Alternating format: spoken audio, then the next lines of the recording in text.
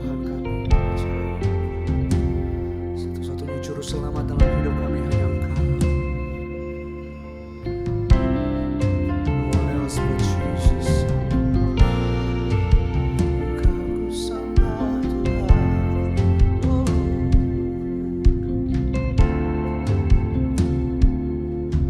Sembah Tuhan bersama-sama sini saudara.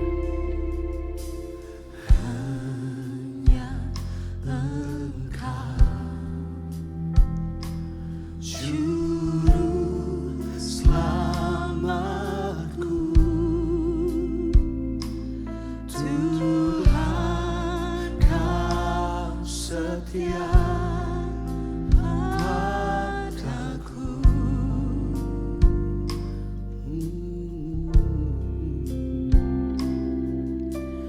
Yang ku pegang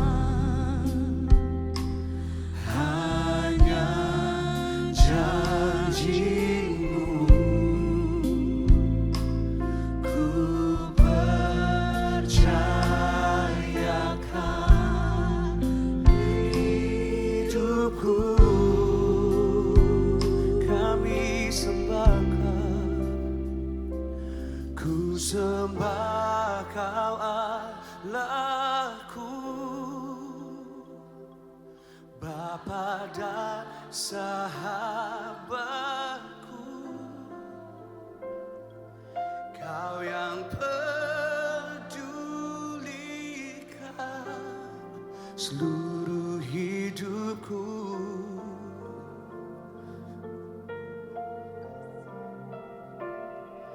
Walau lewati lembah, aku tak ditinggalkan. Yesus kekuatan di hidupku. Orang-orang yang kekuatannya hanya ada di dalam Tuhan, tepuk tangan bersama-sama buat Tuhan, sumber segalanya di hidup kita saudara. Mari akui bersama-sama di hadapan Tuhan, Juru Selamat kita, hanya Engkau Tuhan.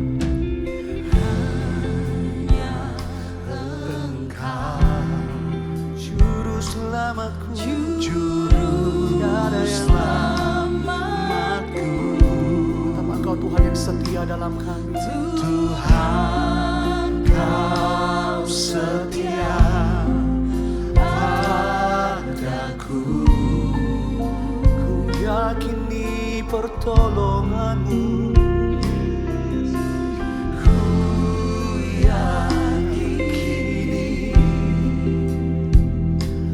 Pertolongan-Mu takkan pernah terlambat, takkan terlambat bagiku.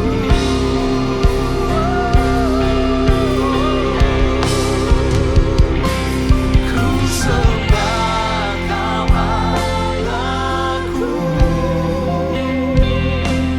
Bapa dan sahabatku, Kau yang pedulikan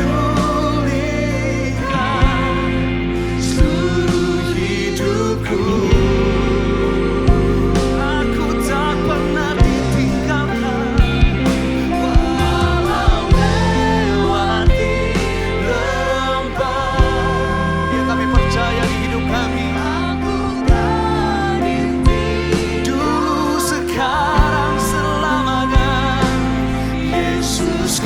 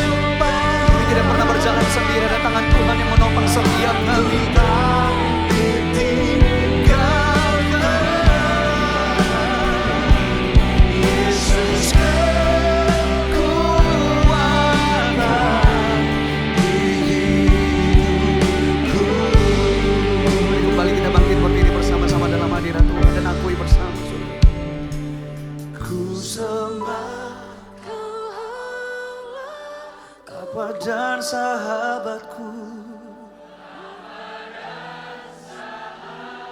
yang tidak pernah meninggalkan setiap kami, perbuatan tangan-Mu.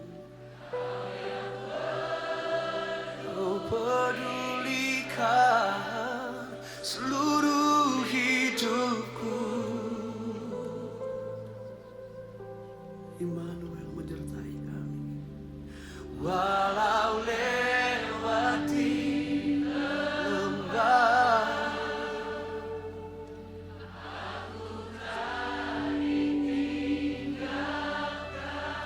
setiap lidah kami mengaku Yesus kekuatan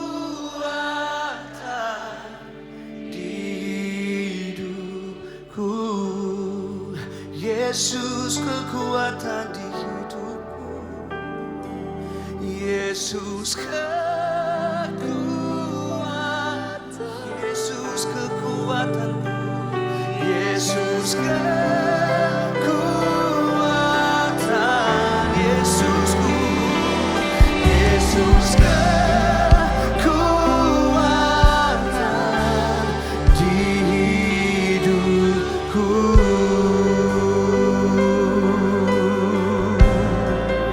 Engkau kekuatan di hidupku.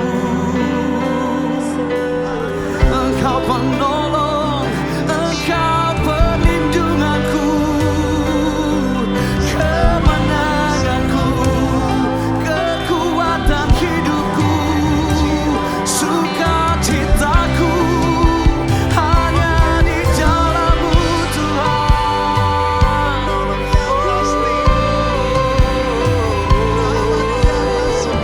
Kami mengangkat tangan kami di tempat ini menyembah Engkau, satu-satunya sumber kekuatan kami, sumber pengharapan di hidup kami, sumber kemenangan kami, hanya Engkau. Sebab tidak ada nama lain selain nama Yesus. Tidak ada nama lain selain nama Yesus, yang di dalam namanya setiap kami diubahkan, setiap kami diselamatkan, setiap kami disembuhkan, setiap kami dipulihkan di dalam nama Yesus.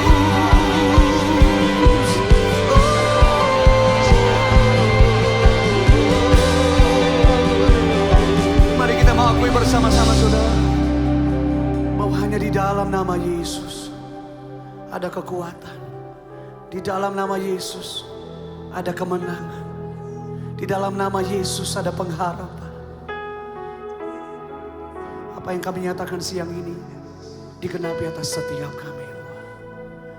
Dalam nama Yesus ku dipulihkan.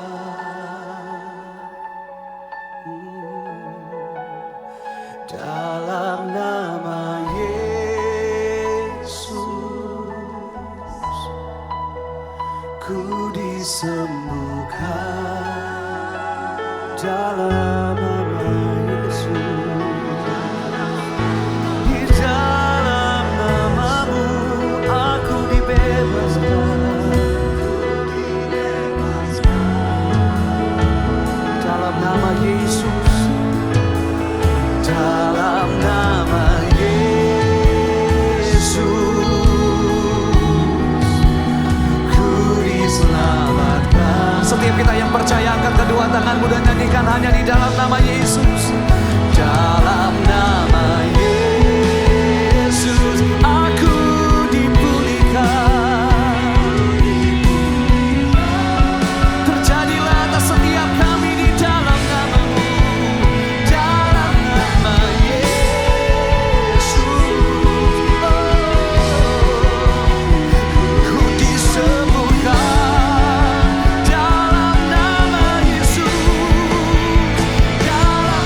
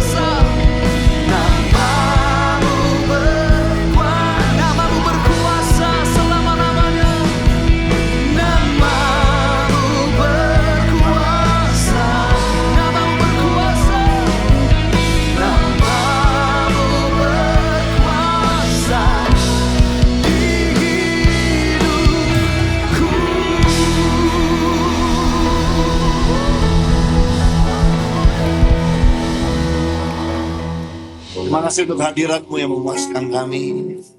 Saatnya kami mau duduk mendengarkan isi hati-Mu, berbicara buat kami semua. Dalam nama Yesus. Kami tahu bahwa firman-Mu akan menjadi pelita bagi kaki kami dan terang bagi jalan kami. Demi nama Yesus kami sambut firman-Mu dengan bersukacita. Kita semua yang siap diberkati firman Tuhan sama-sama katakan amin. Silakan duduk kembali. Kalau saudara sedang dengan sebuah judul khotbah, saya mau sampaikan yaitu message terakhir tentang simbol-simbol kenaikan Yesus ke surga. Mungkin saya tidak bisa menjelaskan secara mendetail. Saudara bisa nanti perhatikan 3 poin pertama di ibadah live streaming jam 10 tadi yang saya sudah bagikan secara mendalam dan juga mendetail.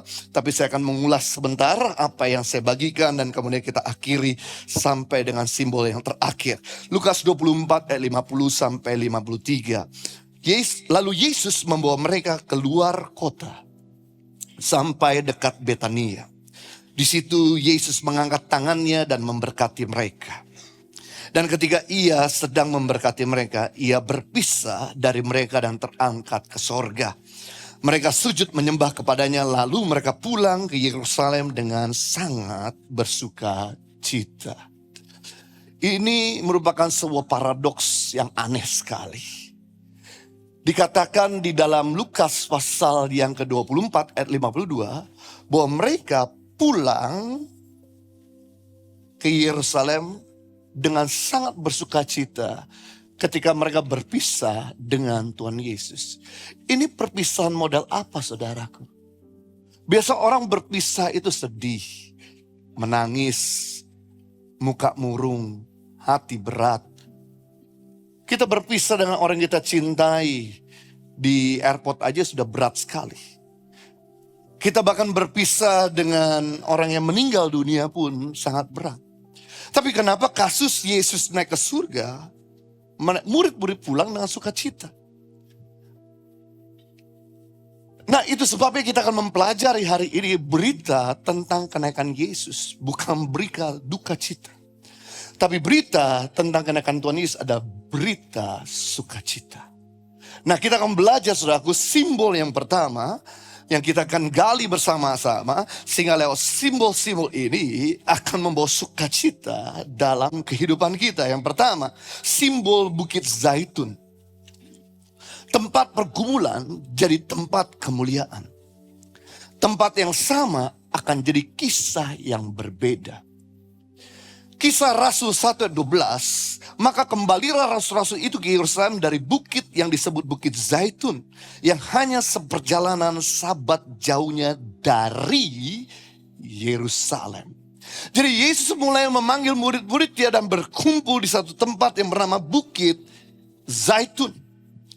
Dan di Bukit Zaitun itu Yesus melepaskan mandat terakhir untuk mereka bersaksi. Dan Roh Kudus akan turun ke atas kamu dan kamu jadi berkat di Yudea, Samaria sampai ke ujung-ujung bumi. Lalu kemudian Yesus terangkat, disaksikan 500 murid-muridnya. Saudara, ini sebuah paradok besar bagi saya. Karena di Bukit Zaitun, Yesus dimuliakan, Yesus diagungkan, surga memuji, surga mempermuliakan. Bahkan semua orang bahkan memuji Yesus, terkagum-kagum Yesus naik ke surga. Belum pernah ada orang yang mereka lihat di planet ini bisa naik ke surga. Dan bahkan ada malaikat datang yang berkata, Yesus yang kamu lihat naik ke surga akan datang kembali. Tapi sebuah paradoks. Ternyata Bukit Zaitun ada tempat Yesus menangis. Peristiwa Bukit Zaitun, di mana waktu Yesus baru saja dilulukan, kemudian dia sampai saudaraku melihat kota Yerusalem dari Bukit Zaitun. Peristiwa yang pertama yang Yesus alami di Bukit Zaitun, dia menangis untuk kota Yerusalem. Di dalam Alkitab 2 kali Yesus menangis. Yang pertama, Yesus menangisi kota Yerusalem agar orang-orang Yerusalem bertobat, tidak binasa. Yang kedua, yang tercatat dalam Alkitab Yesus menangis pada waktu saudaranya Lazarus meninggal dunia. Dia menangis dengan tersadu-sadu dan kemudian dia berdoa dan Lazarus yang mati bangkit kembali. Jadi Yesus tidak nangis saudaraku karena kekurangan duit. Yesus tidak nangis karena dipecut tentara Romawi. Yesus tidak nangis karena ditinggalkan murid-murid. Yesus nangis untuk orang lain. Terjadi tangisan pertama Tuhan Yesus di Bukit Zaitun. Bahkan saudaraku, peristiwa kedua mengenai Bukit Zaitun adalah peristiwa Getsemani. Getsemani ada di Bukit Zaitun. Apa itu Getsemani? Getsemani artinya oil press. Yang artinya adalah pemerasan minyak. Pengirikan minyak. Di mana buah zaitun harus ditaruh di dalam sebuah kolam batu. Lalu kemudian digencet dengan batu kilangan. Inilah yang disebut dengan Getsemani, yaitu oil press. Biji-biji yang ditekan dan perlu bantuan hewan untuk membuat biji ini akhirnya hancur, remuk, keluar minyak. Seperti video di depan ini. Di mana orang-orang mengumpulkan biji-biji zaitun di sebuah keranjang. Lalu kemudian mereka menempatkan di Getsemani. Agar dipres dan keluar minyaknya. Itu sebabnya kenapa bukit ini disebut dengan Bukit Zaitun. Karena tempat oil press. Itu sebabnya Yesus mengajak murid-muridnya untuk berdoa bersama-sama. Yesus tidak pernah ngajak doa sama-sama. Kalau dia berdoa sendirian di bukit, dia suruh murid-muridnya pergi ke perahu dengan naik perahu. Dia berdoa sendiri. Kali ini Yesus ajak murid-muridnya karena dia gemetar. Tapi murid-muridnya malah tidur. Di situ dia berdoa 3 kali, Bapa kalau boleh cawan ini berlalu daripada aku. Saking stresnya yang keluar keringat bukan keringat dingin. Yang saking stresnya yang keluar keringat ada keringat darah, berarti pembuluh darah Yesus waktu itu saking stresnya pecah. Jadi taman Getsemani tempat di mana Yesus mengeluarkan air mata, mengeluarkan keringat dingin, bahkan mengeluarkan keringat darah. Dan di Bukit Zaitun juga saudaraku, malaikat datang untuk memberikan kekuatan kepada Yesus supaya jangan menyerah kepada Bukit Golgota. Di Bukit Zaitun juga setelah Yesus habis berdoa, kemudian murid yang dipercayai menusuk dan menikam dari belakang dengan mengkhianati ciuman palsu. Di Bukit Zaitun juga saudaraku, ternyata Petrus emosi. Karena lihat Yesus dimaki-maki, dia ambil pedang prajurit Romawi dan dia bacok telinga hamba imam besar sampai putus. Lalu kemudian Yesus dalam ketegangan yang begitu sangat runcing berkata kepada Petrus, tenang, masukin pedangmu dalam sarungnya. Pedang saya menggunakan pedang, kan binasa pedang. Atau kau sangka aku tidak bisa memanggil 72.000 malaikat untuk membantu aku? Mundur kamu. Lalu kemudian Yesus mengambil telinga yang copot tersebut di tanah dan dipasangkan kembali.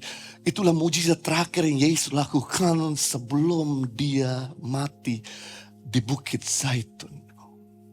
Di Bukit Zaitun juga tentara Romawi kemudian menangkap Yesus dan mengikat tangan Yesus dan menyeret sampai ke rumah Imam Kayafas dengan pecut dan tendangan. Tapi tempat yang sama Yesus menangis. Tempat yang sama Yesus mengalami penderitaan. Tempat yang sama Yesus naik ke surga dimuliakan. Pesan kenaikan Tuhan Yesus buat kita semua. Bukit Zaitun yang kau sedang alami hari ini. Air matamu akan pekerjaan. Air matamu akan keuangan. Air matamu akan keluargamu. Air matamu akan sakit penyakitmu. Saya beritahu. Pakai lututmu untuk berdoa. Karena tempat yang sama di mana kamu menangis akan jadi tempat mujizat. Suatu kali ada seorang pengusaha nangis karena krisis ekonomi yang terjadi tahun 1998 di Indonesia. Dia harus mengalami kehilangan bisnisnya, bangkrut, dan dia kehilangan aset rumahnya, dan dia harus diusir dari rumahnya, saudaraku, karena disita oleh bank. Dia gak punya bisnis lagi dan dia harus tinggal di sebuah ruko tua orang tuanya sendiri. Dalam keadaan tidak berdaya, kehilangan pekerjaan, kehilangan teman, kehilangan uang, saudaraku, yang dilakukan, dia berdoa di ruangan lantai 2 di ruko tua itu. Dia berdoa dari malam sampai pagi setiap hari. 20 tahun kemudian, dia punya usaha yang sangat maju di ruko itu. Ditanya sama temannya, kenapa kamu gak jual ruko tua ini? Karena di tempat ini adalah zaitun saya bangkrut, tapi Tuhan pulihkan dan berkati bisnis dan usaha saya. Hal yang sama, 3 tahun yang lalu, tempat di mana saudara duduk hari ini, ada tempat saya berdua sama istri menangis. Kenapa? Ibadah perdana 16 Oktober, hari Minggu 2022, ibadah perdana di gereja ini, sengaja listrik dipadamkan. Kita harus ibadah gelap-gelapan, tanpa lampu. Kita harus ibadah panas-panasan, tanpa air conditioner. Kita harus ibadah teriak, karena tidak ada mikrofon. Kita harus bahkan kita penyerahan anak harus di center dengan HP. Sekolah minggu anak-anak kepanasan. Selesai ibadah, saya bersama istri berdoa semalam-malaman di tempat ini. Besokannya kami berdoa sepanjang seminggu, saudara. Sampai roh hantu-hantu di ruangan ini, saudara, pada teriak semua. Pintu buka tutup sendiri, saudaraku. Lighting di belakang, saudara, buka, nyala mati, nyala sendiri. Rupanya banyak hantu di tempat ini, saudara. Karena sebelumnya kan lapangan parkir tempat ini. Tapi saya bersyukur, kenapa? Karena mengizinkan untuk membersihkan hantu-hantu dari gereja ini. Dan sekarang 3 tahun kemudian, jadi 6 ibadah. Dan kita bisa menikmati di gereja ini dengan penuh damai sejahtera. Zaitun apa yang sedang kau alami hari ini? Kalau boleh saya kasih usulan. Tempat di mana kau menangis, taruhlah simbol di situ. Entah itu lukisan yang jangan kau pindahkan, entah itu pot yang jangan kau pindahkan, entah itu ada foto jangan kau pindahkan. Supaya kamu sadar tempat di mana kamu menangis akan jadi tempat di mana kamu dimuliakan. Yang kedua, simbol yang kedua. Mengenai kenaikan Tuhan Yesus adalah simbol awan. Kemuliaan yang menyelubungi. Kisah Rasul 1 ayat 9, dan awan menutupinya dari pandangan mereka. Kata awan di sini bukan awan biasa. Kata awan di sini dalam bahasa Yunani yaitu nepele. Atau dalam bahasa Ibrani yaitu sekina. Bobot. Kemuliaan hadirat Tuhan yang pekat. Awan di sini bukan awan biasa. Awan biasa diperuntukkan buat semua manusia yang hidup di dunia ini. Tapi awan kemuliaan diperuntukkan buat mereka yang menyembah intim sama Tuhan. Jadi sekalipun saudara sama-sama orang Kristen, belum tentu saudara bisa mengalami awan kemuliaan. Dan awan kemuliaan ini, saudaraku, terjadi beberapa peristiwa di dalam Alkitab. Yang pertama, awan kemuliaan memimpin bangsa Israel ketika di padang gurun. Siang hari diberikan awan agar mereka tidak kepanasan. Malam hari awan kemuliaan ini berubah jadi tiang api sehingga mereka tidak kedinginan.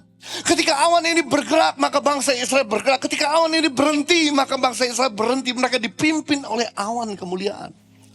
Yang kedua, yang peristiwa yang terjadi dalam Alkitab, awan kemuliaan memenuhi kemah suci. Yang ketiga, awan kemuliaan memenuhi bait suci Salomo. Yang keempat, awan kemuliaan juga ternyata turun ketika Yesus dimuliakan di sebuah gunung. Ketika Yesus berjumpa dengan Elia dan Musa. Disaksikan oleh Petrus, Yohanes, dan Yakobus. Dan awan kemuliaan ini juga yang membawa Yesus naik ke surga. Dan awan kemuliaan ini juga yang akan terjadi ketika Yesus datang kali kedua di Wahyu pasal 1 ayat 7. Lalu kenapa Pastor Jojo kita harus diberikan awan kemuliaan? Karena awan kemuliaan bicara jubah surgawi. Jika seorang raja, kalau Anda pernah lihat, mereka sedang masuk dalam kerajaan, dia menggunakan jubah kerajaannya. Inilah yang bikin perbedaan sangat menyolok antara raja dengan rakyat biasa. Sama hal ketika saudara diberikan awan kemuliaan, maka saudara punya perbedaan yang signifikan, yang sangat menyolok dengan orang Kristen lainnya. Dan awan kemuliaan itu bisa terjadi ketika saudara menyerang jatuh pada saudara dan saudara sungguh-sungguh mencari Tuhan. Setiap kita mengalami awan. awan gelap.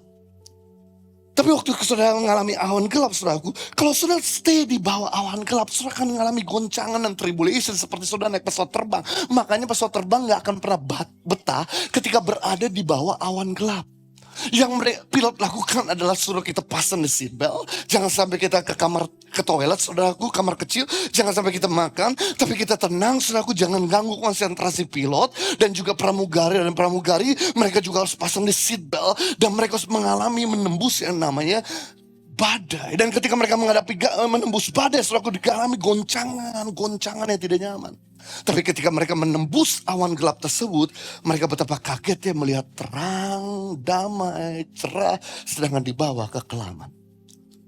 Hal yang sama harusnya ketika saudara mengalami goncangan, ketika saudara mengalami krisis, ketika saudara mengalami kesedihan, yang saudara lakukan adalah saudara cari awan kemuliaan dengan cara apa? Worship. Karena awan kemuliaan yang akan mendorong saudara untuk bisa naik melintasi awan kekelaman.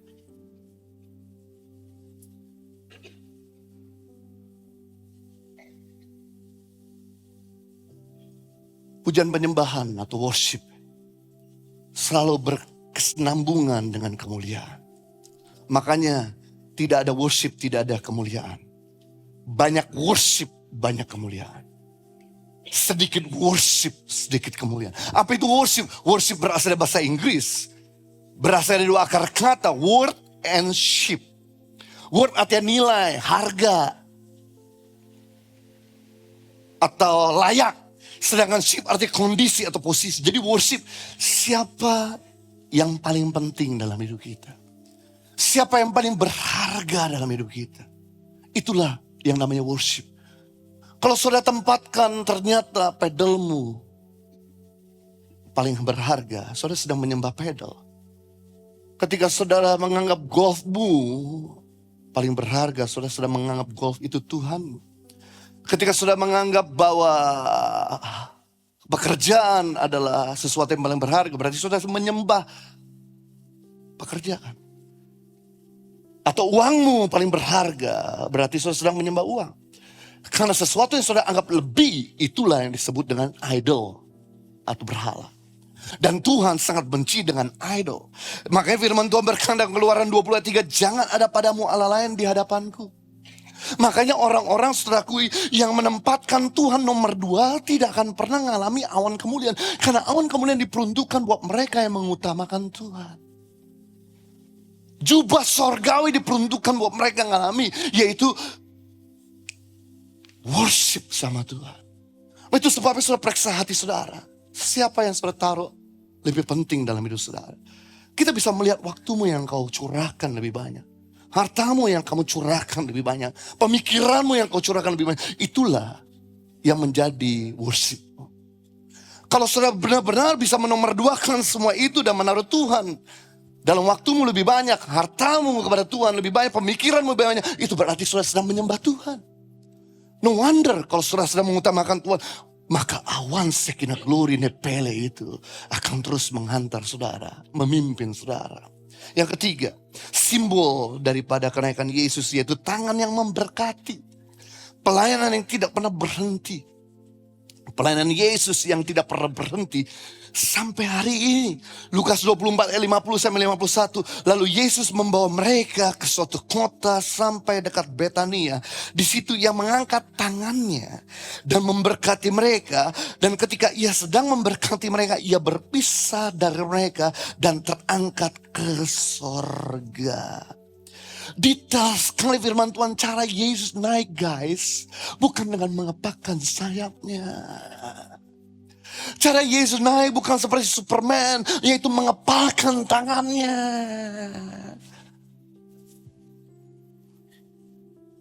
Tapi cara Yesus naik ke surga. Setelah dia memberikan mandat untuk pergi. Lalu tangannya terbentang memberkati umatnya. Murid-muridnya. Lalu kemudian awan bersama dengan dia naik ke atas. Tapi Yesus tidak melepaskan tangan dia tetap memberkati. Sampai dia ke surga tangannya terus memberkati. Membuktikan Yesus waktu di bumi sampai Yesus hari di surga. Tangannya selalu ada untuk kamu.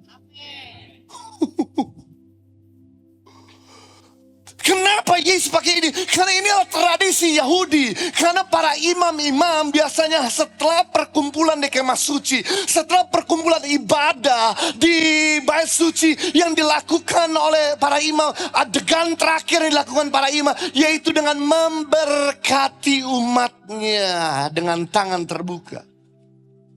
Inilah yang dikatakan oleh para imam, Bilangan pasal 6 ayat 24 sampai 27. Tuhan memberkati engkau dan melindungi engkau. Tuhan menyinari engkau dengan wajahnya dan memberi engkau kasih karunia. Tuhan mengharapkan wajahnya kepadamu dan memberi engkau damai sejahtera. Demikianlah harus mereka meletakkan namaku atas orang Israel, maka aku akan memberkati mereka.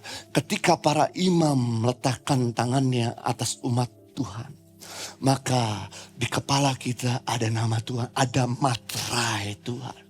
Sehingga waktu saudara sakit memanggil nama Jehovah Rafa, dia datang menyembuhkan. Ketika saudara sedang berkekurangan memanggil Jehovah Jireh, dia akan segera menyediakan.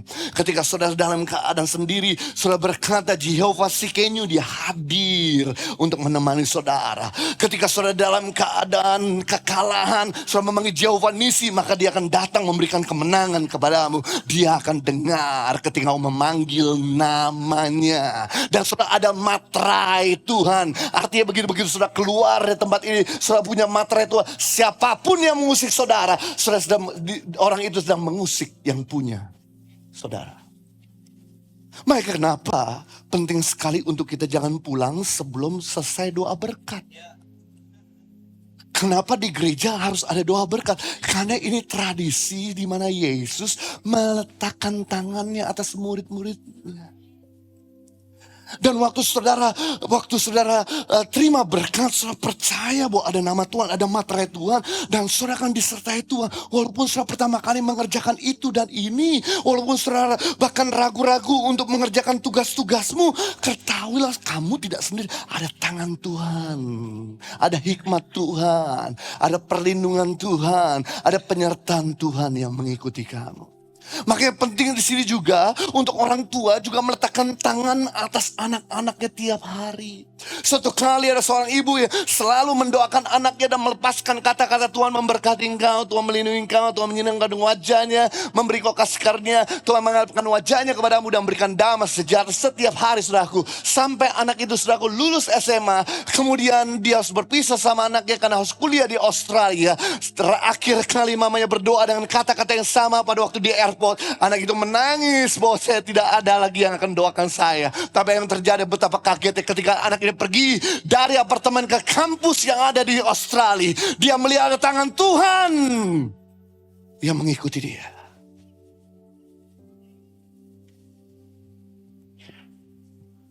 Penting di sini untuk kita mendoakan anak-anak tiap hari.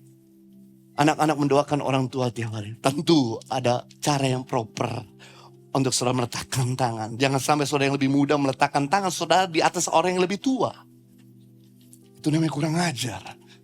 Saudara bisa meletakkan tangan saudara di bahu. Buat orang yang lebih tua. Beda cerita. Kalau saudara lebih tua, saudara bisa meletakkan tangan saudara di kepala. Dan saudara jangan menganggap sembarangan juga. Waktu saudara lebih tua, saudara jangan taruh tanganmu sembarangan tempat. Di tempat-tempat yang benar. Maka tangan Tuhan menyertai. Berikutnya yang keempat. Simbol daripada kenaikan Tuhan Yesus. Arah ke atas. Arti konsumsi rohani yang menaikkan. Gravitasi rohani yang terbalik. Isi akan menentukan arah. Pilihlah konsumsi rohani yang akan menaikkan saudara, bukan konsumsi dunia yang akan menurunkan saudara. Ketika Yesus diturunkan, ketika Yesus direndahkan, saudaraku, ketika Yesus harus meninggalkan keilahiannya, saudaraku, berubah menjadi manusia, dan kemudian direndahkan, dan kemudian dia dibunuh. Apa yang terjadi? Di ayat Filipi 2 ayat 9-10, itu sebabnya Allah sangat meninggikan dia. Dan mengaruniakan kepada nama di atas segala nama, supaya dalam nama Yesus bertekuk lutut segala yang ada di langit dan di atas bumi dan di bawah bumi. Yang menarik ketika Yesus terangkat ke surga, dia tidak menghilang atau lenyap seperti meledak begitu. Atau dia tidak kabur waktu Yesus naik ke surga. Tapi waktu Yesus naik ke surga, dia benar-benar memperlihatkan jati dirinya bahwa dia naik. Arahnya kemana? Atas. Saudara mesti tahu makna arah. Arah ke bawah adalah arah inkarnasi. Arah ke atas ada arah kemuliaan. Waktu Yesus turun, itu namanya inkarnasi. Waktu Yesus naik, itu namanya kemuliaan. Yang menarik saudaraku, Efesus 4 ayat 10, ia telah turun. Ia juga telah naik jauh lebih tinggi daripada semua langit untuk memenuhkan segala sesuatu. Jadi memang dia direndahkan, tapi dia ditinggikan lebih daripada dia direndahkan. Kalau dia direndahkan 1 kilometer, maka dia akan ditinggikan berpuluh-puluh kilometer. Dan inilah mekanisme kerajaan Allah. Kalau ada orang yang merendahkan saudara, berarti ada cara Tuhan untuk meninggikan saudara. Karena tidak ada kemuliaan tanpa penderitaan.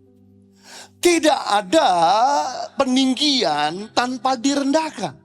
Tidak ada open door tanpa closing door. Tidak ada terang tanpa gelap. Harusnya saudara mesti bersyukur ada orang-orang yang tutup pintu bagimu. Selama hatimu benar, selama kamu tidak bikin salah, maka sebentar lagi Tuhan akan open door yang lebih lebar.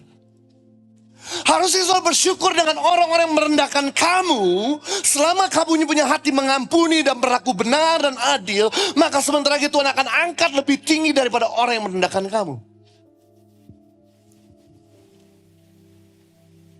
Nah harusnya ketika kamu sedang direndahkan, yang kamu lakukan adalah isi kepalamu dan hidupmu dengan hal yang benar.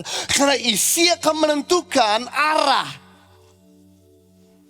Batu ini selaku isinya adalah benda keras. Makanya ketika kita lempar batu ini, dia akan jatuh ke bawah. Sedangkan balon ini isi helium. Helium adalah satu gas atau satu zat yang paling ringan di dunia nomor 2 setelah nitrogen. Itu sebabnya ketika balon ini diisi helium, maka balon ini dia akan naik ke atas.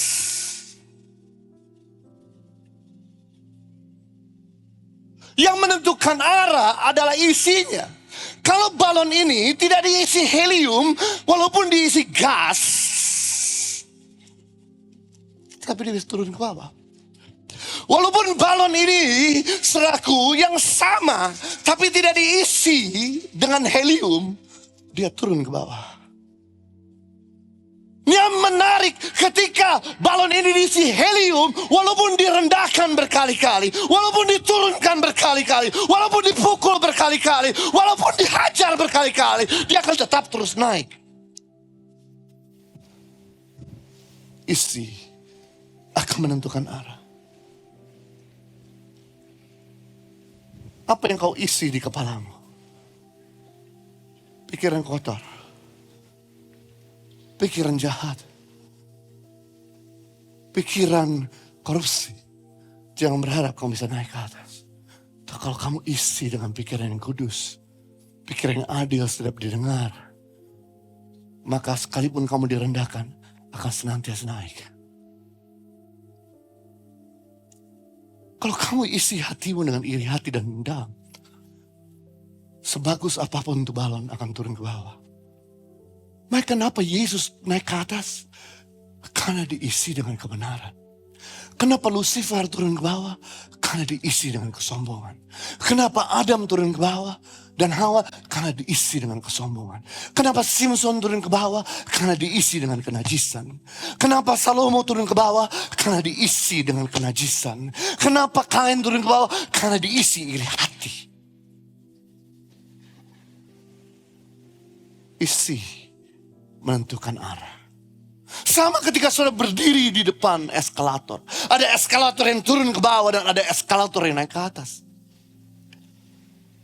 Dan waktu sudah menginjakkan kakimu di salah satu eskalator, maka eskalator itu punya kekuatan untuk mendorong saudara, entah itu baik ataupun turun. Ketika saudara berdiri di atas eskalator itu, maka eskalator akan menarik saudara turun ke bawah atau naik ke atas. Saudara tidak bisa mengharapkan eskalator naik ke atas kalau kepalamu diisi kejahatan dan hatimu diisi iri hati. Ketahuilah, hidupmu hari ini adalah buah keputusan masa lalu. Jadi kalau besok, minggu depan, bulan depan, tahun depan, kamu pengen naik, kamu mau bertambah, kamu pengen punya posisi yang lebih baik, kamu punya kerohanian yang berkualitas, kamu mau punya keluarga rumah tangga yang bahagia, pastikan isi di dalammu benar dan bukan yang jahat. Yang mengerti katakan amin. Beri tepuk tangan buat Tuhan kita. Simbol yang kelima, 2 orang berpakaian putih, artinya hidup dalam kesiapan. 2 orang berpakaian putih adalah pakaian kekudusan, kesucian, ketulusan. Artinya 2 saksi sorgawi yang mengatakan kepada murid-murid, Yesus pasti kembali. Kisah Rasul pasal 1 ayat 10 dan 11. Tiba-tiba berdirilah 2 orang berpakaian putih dekat mereka. Dan berkata kepada mereka, itu murid-murid, ketika habis mereka melihat Yesus ke surga. Hai orang-orang Galilea, mengapa kamu berdiri melihat ke langit? Yesus ini yang terangkat ke surga meninggalkan kamu akan datang kembali. Sekali lagi, akan datang kembali dengan cara yang sama seperti kamu lihat dia naik ke surga. Kenapa 2 orang malaikat? Karena 2 adalah konfirmasi yang sangat kuat dan resmi dari sorga. Bagi tradisi Yahudi, saksi harus minimal 2. Kenapa? Karena diambil dari Ulangan pasal 19 ayat 15. Atas keterangan 2 atau 3 orang saksi, haruslah perkara itu diputuskan. Jadi tidak boleh ngambang. Makanya ketika saudara curiga bahwa pasanganmu sedang ada keselingkuhan, bukti 2-3 bukti dong, 2-3 saksi. Makanya kenapa waktu Yesus naik ke surga harus ada 2 saksi. Kalau cuma saksi itu hantu bergentayangan. 2 saksi. Kenapa? Karena 2 malaikat ini adalah 2 malaikat yang sama yang menampakkan diri, yang bersaksi kepada Maria yang sedang mencari Yesus di kubur Yesus. 1 malaikat ada di bawah kaki tempat di mana Yesus berbaring. 1 malaikat ada di atas kepala di mana Yesus berbaring. Ketika Maria masuk, Yesus tidak ada. Kemudian malaikat itu berkata kepada Maria, siapa yang kau cari? Orang yang kau cari telah bangkit. Dan 2 malaikat ini yang sama yang berkata kepada murid-murid, Yesus yang kamu naik ke surga itu akan datang kembali. Jelas. 2, resmi dia datang. Saya beritahu saudara, ada 5 masterpiece kehidupan Yesus yang dinubuatkan sudah digenapi. Yang pertama, nubuat tentang kelahiran Yesus sudah digenapi. Yang kedua, nubuat tentang kehidupan Yesus sudah digenapi. Gambar berikutnya. 3, nubuat tentang kematian Yesus juga sudah digenapi. 4, nubuat tentang kebangkitan Yesus juga sudah digenapi. 5, nubuat tentang kenaikan Yesus juga sudah digenapi. Tinggal 1, nubuat tentang kedatangan Yesus kali kedua belum digenapi. Kalau yang 5 ini sudah digenapi, maka yang terakhir akan segera digenapi. Saudara, saya beritahu, Yesus pasti akan datang kembali. Malaikat yang mengatakan 2 orang, ditambah nubuatan-nubuatan yang telah tergenapi, dia pasti datang kembali. Kalau Anda tahu Yesus akan datang kembali, apakah kamu siap? Sudah seperti hidup gak menyadari bahwa Yesus akan datang kali kedua. Saya beritahu, waktu Anda janjian dengan orang penting, dia akan datang ke rumah kamu besok. within 24 hour, orang penting ini mau datang ke rumah kamu, maka yang kamu lakukan adalah kamu akan mulai beres-beres rumahmu.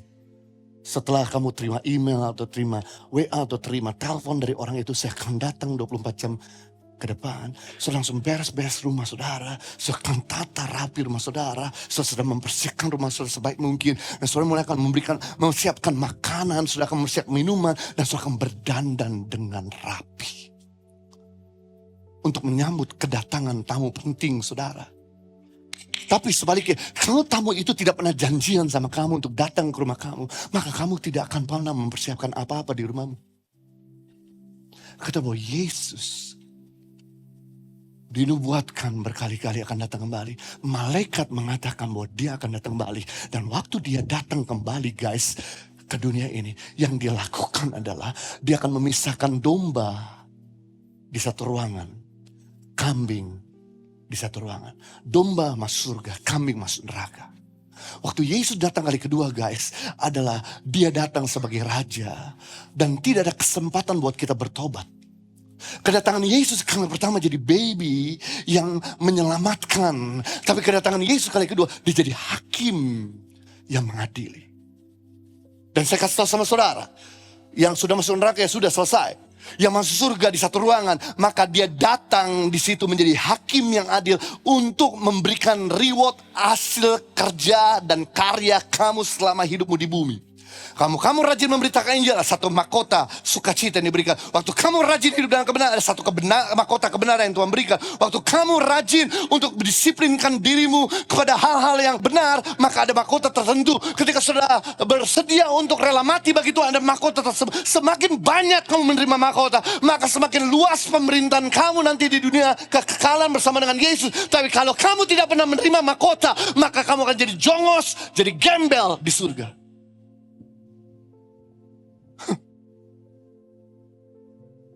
Penjahat di sebelah Yesus, selama hidupnya jahat, di akhir hidupnya berkata, Yesus, ingatlah akan aku ketika kamu ada di Firdaus. Yesus ngomong, hari ini juga kamu akan bersama-sama dengan saya di Firdaus. Betul, masuk surga. Tapi gak ada reward. Kamu orang hari ini diberi kesempatan untuk berkarya. Kumpulkan harta sebanyak mungkin di sorga. Karena 70 tahun hidupmu di planet ini gak ada bandingan dengan 700 tahun nanti. 70 tahun cita-citamu gak ada bandingan dengan 7.000 tahun nanti. 70 tahun karya-karyamu di planet ini gak ada bandingan dengan 7 juta tahun nanti. Tahukah saudara, waktu 30 tahun itu gampang, cepat sekali. Saya baru datang bersama istri 20 tahun yang lalu di Indonesia. Tanpa saya sadar waktu itu saya umur 29 tahun di negara ini. Saya datang meninggalkan Australia, meninggalkan orang tua saya, meninggalkan 3 adik kandung saya. 29 tahun, hari ini saya usia 49 tahun. 20 tahun seperti cepat sekali. Makanya hitung hidupmu ini untuk berkarya karena dia datang kembali. Pertama, domba dengan kambing dipisahkan. Satu khusus surga, satu surga. Dan khusus domba akan ada pengadilan untuk diberikan reward sepanjang hidupnya. Saya gak mau kamu menyesal di kemudian hari. Makanya please, kerjakan yang benar dan tuntas di planet ini. Terakhir, kemudian saya selesai. Simbol yang terakhir yaitu simbol yang ke-7. Simbol yang ke-6, amanat agung. Misi yang dipercayakan. Kisah Rasul 1 ayat 8 dan 9. Tetapi kamu akan menerima kuasa. Roh Kudus turun ke atas kamu dan kamu akan menjadi saksiku di Yerusalem, di Yudea, Samaria sampai ujung bumi. Sesudah ia mengatakan demikian terangkatlah. Ia disaksikan oleh mereka dan awan menutupinya dari pandangan mereka. Yang menarik sebelum Yesus naik ke surga, sebelum dia meninggalkan jempol kaki, dia memberikan mandat kepada murid-muridnya, yaitu menjadi saksi. Yang kedua, dia memberikan kuasa. Yang ketiga, dia memberikan geografis untuk kamu menjadi saksi. Yerusalem bicara keluarga, Yudea bicara orang Kristen, Samaria non-Kristen sampai ke ujung-ujung bumi. Dan kemudian tujuannya dia berikan untuk semua orang diselamatkan. Yesus sedang menyerahkan tongkat estafet. Kenapa Yesus naik ke surga, saudaraku? Kenapa Bapa telah berikan Yesus kepada kita, lalu Bapa di surga ambil kembali? Bukankah Bapa kita adalah Bapa yang baik, kalau sudah memberikan sesuatu nggak pernah ambil kembali? Tapi kenapa kasus Yesus sudah diberikan kepada kita, Bapa di surga ambil kembali? Karena jawabannya, waktu dia tergantung SK salib, dia berkata, "It's finished, tugasku telah selesai, misiku telah selesai." Jadi tujuan Yesus naik ke surga, peralihan tongkat estafet dari Tuhan Yesus kepada saudara untuk meneruskan Injil di bumi. Saudara, waktu saudara menonton pertandingan estafet, yang diukur kemenangan dari pertandingan estafet bukan pelari yang cepat. Yang diukur dari kemenangan estafet adalah bagaimana dia bisa mempassing, dia bisa memindahkan tongkat estafet ini dengan benar dan cepat. Beberapa kali tim gagal bukan karena larinya nggak cepat. Beberapa kali satu tim gagal, beberapa tim gagal karena buttonnya atau tongkat estafet ini terjatuh, yang menyebabkan grup tersebut menjadi gagal. Ketahuilah bahwa Yesus telah melepaskan tongkat estafet kepada murid-muridnya, dan murid-murid telah melepaskan tongkat estafet kepada murid-murid yang lain. Dan hari ini tongkat estafet yang ada di tangan kita. Pertanyaan saya adalah, apakah kamu jatuhkan tongkat ini? Apakah kamu simpan tongkat ini? Atau kamu passing kepada orang lain, supaya orang lain juga ikut menerima keselamatan?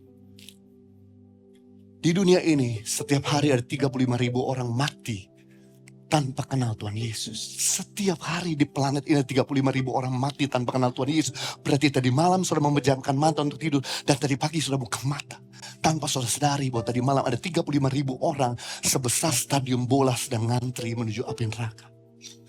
Dan sedikit sekali orang percaya sudah dibaptis yang rajin pergi ke gereja, yang berkenal stop, ada Yesus, ada jalan kebenaran. Kalau saudara di sepatu mereka sedang antri menuju neraka, tentu sudah mengharapkan ada orang yang memberitakan kabar baik. Ketahui bahwa tetanggamu dan temanmu sedang menantikan kabar baik. Makanya saya dimanapun saya berada, saya selalu bersaksi. PT saya sudah ke tempat gym, datang tadi di ibadah jam 5. Beberapa tukang rambut kami injilin datang ke gereja, menerima Yesus. Dan bahkan saya bersyukur ada tukang rambut spesialis private Ibu Heni, saudaraku, bahwa dia sedang mengalami gagal ginjal. Dan istri saya tiba-tiba panggil saya, "Jo, tolong doakan, injilin." Karena dia belum percaya Yesus, injilin dia, saudaraku. Kemudian saya bawa dia terima Yesus. Dan kemudian setelah dia terima Yesus, dia penuh sukacita, dia rasa lega, dia rasa pelong, saudaraku. Dan dia melepaskan kepahitannya, saudaraku. Dan setelah itu dia gak pernah lagi datang. Istri saya coba hubungi, gak bisa-bisa. Dan ternyata dia sudah meninggal dunia. Untung tongkat keselamatan ini sudah saya passing ke dia. Saya gak bisa bayangkan, dan istri saya gak bisa bayangkan. Dia tiap bulan, beberapa bulan dia datang, saudaraku, sejak pandemik ke rumah kami. Kalau kami gak pernah memberitakan ini, betapa menyesalnya kami. Padahal dia sudah datang ke rumah kami, saudaraku. Gak semua orang bisa datang ke rumah kami. Dia datang waktu itu terakhir kali sebelum dia meninggal dunia. Istri saya berkata, "Tolong injilin dia dan doakan supaya terima Yesus." Saya turun ke bawah ketika di tengah-tengah kesibukan saya, dan saya mulai injilin dia. Dia mengundang Yesus. Dan setelah itu terakhir kali dia datang ke rumah kami, dan dia meninggal dunia. Kita gak pernah tahu orang tuamu kapan dipanggil Tuhan, temanmu kapan makan. Passing your button, passing tongkat estafetmu pada yang lain. Suatu penghargaan bahwa kita dipercayakan untuk menjadi penerusnya Tuhan Yesus. Yang mengerti katakan amin. Bertepuk tangan yang meriah beraja kita. Kita belajar 6 simbol. Yang pertama, simbol Bukit Zaitun, tempat pergumulan jadi tempat kemuliaan. Setialah berdoa di tempat yang sama. 2, simbol awan kemuliaan yang menyelubungi hidup dalam hadirat Tuhan. 3, tangan yang memberkati pelayanan Yesus yang tidak pernah berakhir atau anugerah yang tidak berkesudahan. 4, arah ke atas, konsumsi rohani yang menaikkan, isi menentukan arah. 5, 2 orang berpakaian putih, hiduplah dalam kesiapan, Yesus pasti kembali. 6, amanat agung, misi yang dipercayakan, jadilah saksi dimanapun kita berada. Mari kita berdoa. Bapa di surga, terima kasih untuk firman-Mu yang sudah kami dengar hari ini. Tolonglah setiap kami, Tuhan, datang untuk beribadah Kami benar-benar ingin menangkap pesan Tuhan dalam kehidupan kami. Kalau tempat di mana Yesus menderita, Yesus mencucurkan air mata, keringat dan darah, menjadi tempat di mana Yesus dimuliakan, demikian hal yang sama. Zaitun-zaitun yang kami sedang hadapi hari ini, yang pakai lutut kami untuk berdoa, dan kami percaya di tempat yang sama Tuhan bisa berikan mujizat. Bahkan hari ini kalau kami sedang mengalami awan kelam, goncangan yang begitu berat, ini waktu kami serang jadwal padat kami, untuk kami worship hidup dalam hadirat Tuhan, maka Tuhan akan membawa kami untuk menembus awan kegelapan tersebut. Dan kami meyakinkan bahwa kami di gereja, bahkan kami didoakan, kami menangkap bahwa tangan Tuhan senantiasa ada atas kami, dan penyertaan Tuhan tidak pernah berakhir dalam hidup kami. Dan kami juga menentukan isi pikiran dan hati kami, supaya menentukan arah kami bukan ke bawah tapi ke atas. Dan kami juga menangkap pesan daripada malaikat dan nubuatan-nubuatan bahwa Yesus datang kali kedua, supaya kami akan mempersiapkan diri kami, supaya kami menerima reward yang terbaik dari sorgawi. Dan yang keenam terakhir, amanat agung, misi yang telah dipercayakan, tongkat dipercayakan agar kami tidak berhenti untuk memberitakan Injil, agar keluarga kami, teman kami, sahabat kami, bahkan orang-orang sekitar kami, mereka bisa mengenal Tuhan Yesus sebagai Tuhan dan Juru Selamat. Dalam nama Yesus, seperti Yesus telah mengutus murid-murid, demikian murid-murid juga boleh menjadi saksi. Hamba-Mu mengutus setiap kami di tempat ini untuk menjadi saksi-saksi-Mu dimanapun kami berada, sehingga kuasa Tuhan dinyatakan dan banyak jiwa-jiwa diselamatkan. Demi nama Yesus kita semua sudah diberkati, sama-sama katakan, Tuhan Yesus mengasihi saudara.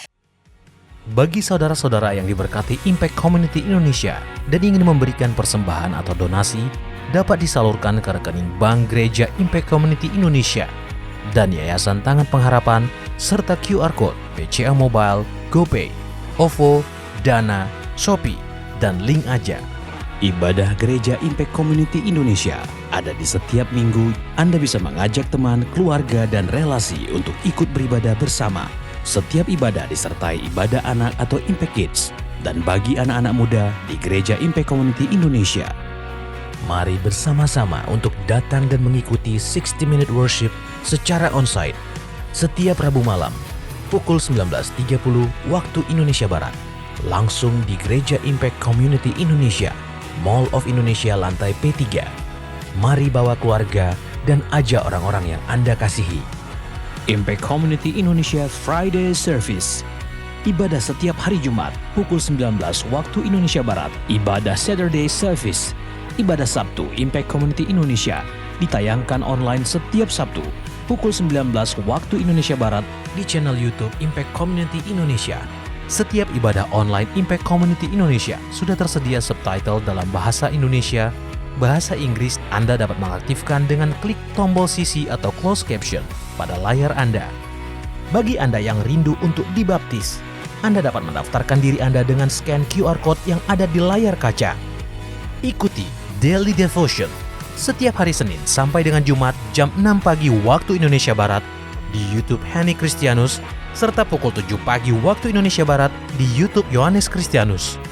Impact Community Indonesia memiliki sebuah komunitas untuk kita bertumbuh bersama. Bagi Bapak Ibu Saudara yang ingin bergabung di Komsel Impact Community Indonesia, dapat mengisi link form pendaftaran di bawah ini. Saudara dapat mengirimkan permohonan pelayanan doa dan konseling, atau jika Anda memiliki doa yang terjawab, serta kesaksian atas jawaban doa Anda, melalui Google Form, WhatsApp, atau email impactcommunity.id@gmail.com. Bagi Anda yang rindu menjadi jemaat Impact Community Indonesia, dapat mengisi Google Form atau scan QR Code di layar Anda. Temukan dan ikuti media sosial kami di YouTube dan Instagram Impact Community Indonesia.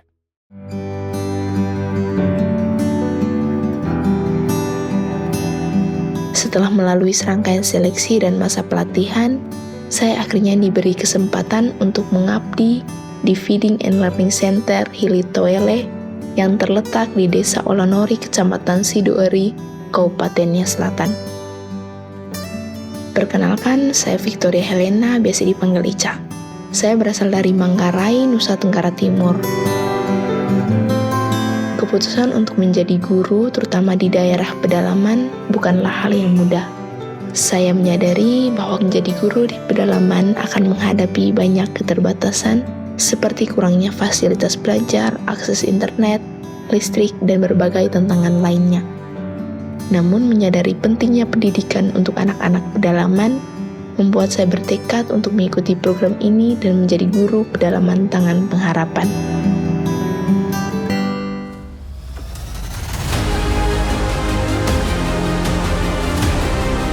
Di sini saya tidak hanya sekedar mengajar anak-anak, tapi saya juga belajar bersosialisasi dengan warga dan pendekatan dengan anak-anak. Dalam hal bersosialisasi yang menjadi tantangan tersendiri yaitu kemampuan berbahasa. Masyarakat di FLC Hilitoele ini kesehariannya menggunakan bahasa daerah dan banyak dari mereka yang kurang bahkan tidak bisa berbahasa Indonesia. Tantangan lain yang saya alami juga di tempat ini yaitu sumber air bersih yang masih kurang. Di tempat ini kami mengandalkan air hujan untuk masak dan mencuci. Sehingga jika tidak turun hujan, maka kami harus berjalan kurang lebih 1 km untuk mendapatkan air bersih. Serta untuk pencahayaan dan mengisi baterai handphone, kami menggunakan listrik dari tenaga surya. Jadi jika cuaca mendung, kami cukup kesulitan untuk pencahayaan.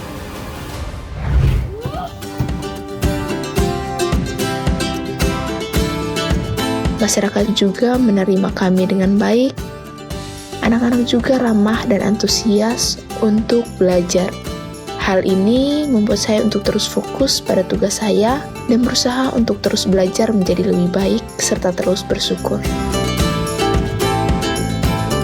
Harapan saya, semoga kehadiran saya di sini dapat membawa dampak positif khususnya bagi anak-anak dan masyarakat yang ada di FLC Hilitoele. Terima kasih kepada para donatur yang telah setia mendukung program sponsorship guru pedalaman di FLC Hilitoele, Nias Selatan. Helping people live a better life.